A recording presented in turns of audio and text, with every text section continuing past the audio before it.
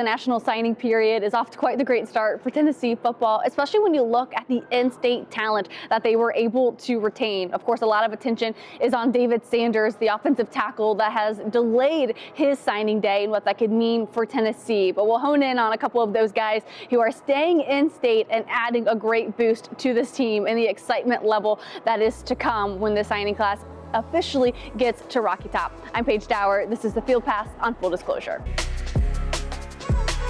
As far as how the day started on the first day of the national signing period for Tennessee, it really went about as well as it could for the Vols, and especially when you look at the number of guys who have opted to early enroll. We'll highlight a couple of them and then hear from one of them and Nick Moore later in the show as well. Again, it probably couldn't have started much better, especially when you look at the type of talent that's coming in. Josh Heupel describes this group as a group of players that fit not only immediate needs but long-term needs for this program to continue to push forward and continue to reach their other goals that they have. They've talked about a 17-game season all season long with the guys that they have coming in. That surely feels like a realistic goal in the coming years. Specifically, when you look at what they were able to do out of the state firstly, you look at Timothy Merrritt out of Birmingham, Alabama, the defensive back who Coach Josh Heupel said he had a real good chance to really meet him and his family during their official visits, back in January. Learned a lot more about who he is as a player, describes him as a really explosive player. He says he's played some in the cornerback position as well, and said he had a great competitive makeup to him and his competitive mindset, which is how we hear Josh Heupel describe his current defense and what sets this defense apart from other defenses in the country, and it comes down to their competitive makeup. Really excited about Tim. He's somebody that we've been recruiting for a long time. I go back to last January, just having an opportunity to meet his family, hear his story. The player itself, you can see really quickly on video. Great athleticism, extremely fluid.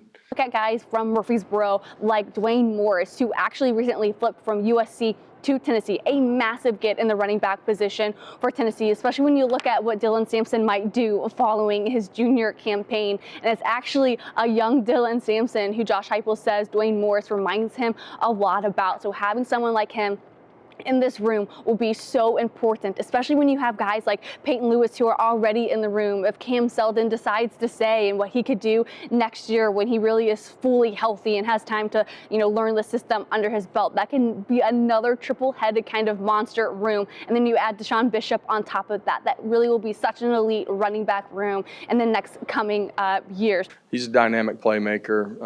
You see that with the ball in his hands out on the perimeter, return, playing the running back position, unique skill set, extremely athletic, great short area quickness. In some ways kind of reminds you of a young D-Samp, just his ability to do so much. You look at the quarterback room, and they are stacking the quarterback room here at Tennessee, namely out of Brentwood Academy and George McIntyre, who he had a unique challenge coming into his senior campaign where he essentially had a new head coach every year, it seemed like. And while that's a challenge to learn a new system year in and year out, and you want to be able to get your footing and have a lot of success and a wealth of knowledge in a certain system. So in year 2 or 3, it's a fluid thing, it like the back of your hand. Josh Heupel said that when he was talking to George McIntyre that, this is actually a huge benefit to you, especially with you being able to quickly learn different offenses, to learn schemes, to have this wealth of knowledge of a variety and diverse, breadth of knowledge for different systems. He said that would be really important, especially when you get to the college level. But he is someone who Tennessee has also been recruiting for a really, really long time. So to finally get him to ink the dotted line was a huge get for Tennessee. It's tough when you're playing in a different offense every year. But the positives that we talked about that with him is that, man, you've been exposed to so much football, and it's forced you to grow while you're in high school. I think that only helps him as he comes to us at this level. Nick Moore, again, out of Jefferson County, a huge boost to that offensive line room. Josh Heupel describes him as someone who is really quick, really athletic. He's very, physical in how he plays. He's another one of those players who will early enroll, so he'll be on campus in just a couple of weeks. He also is doing something great during his signing period. He's asking to raise donations for Christmas, and Josh Heupel said that really just highlights the type of man that he is wanting to be and wanting to grow into. He talks a lot about how the guys that they are recruiting and signing today and during this period reflect the type of culture they're trying to continue to build and instill here at Tennessee, and it's guys like Nick Moore that absolutely fit that bill. I feel like there was just a need in the community for it.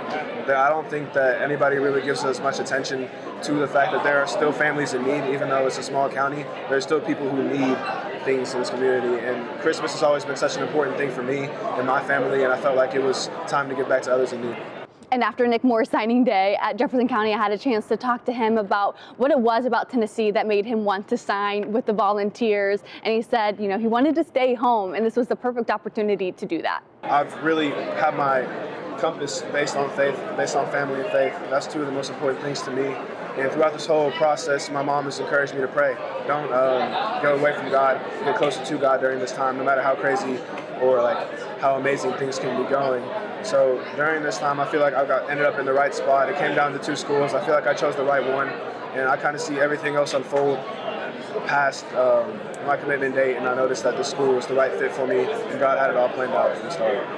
Yeah, so far a really big day for Tennessee. Just a couple of guys to highlight here in the first day. Of course, a lot of us will be keeping our eyes on David Sanders and what he will decide to do. Of course, there was a bit of worry or controversy when he was seen on the OSU sidelines, though there was some pictures that circulated where he was still holding up the Vol signs with his hands. So you thought that he would still stay with Tennessee, but the delay does cause a little bit of worry, especially because he is one of the best offensive tackles, and we know Tennessee will be losing a ton on the offensive line after this season. So that is definitely an area of this team where they need to be stacked and have depth. We saw how beneficial it was on defense this season to have depth and rotation. They need that on offense. So that's definitely someone we're definitely going to keep an eye on. If there's any updates throughout the day or throughout the week, I'll definitely be sure to update that here on Full Disclosure. But thank you all so much for watching. I'll also have Lady Ball basketball as they have their first Power 4 conference test and ACC opponent in FSU later tonight. So stay tuned, and I'll have that coming up later tonight, and then throughout the week, just much more on Tennessee football and playoff spots and seedings. I'll talk to you guys later.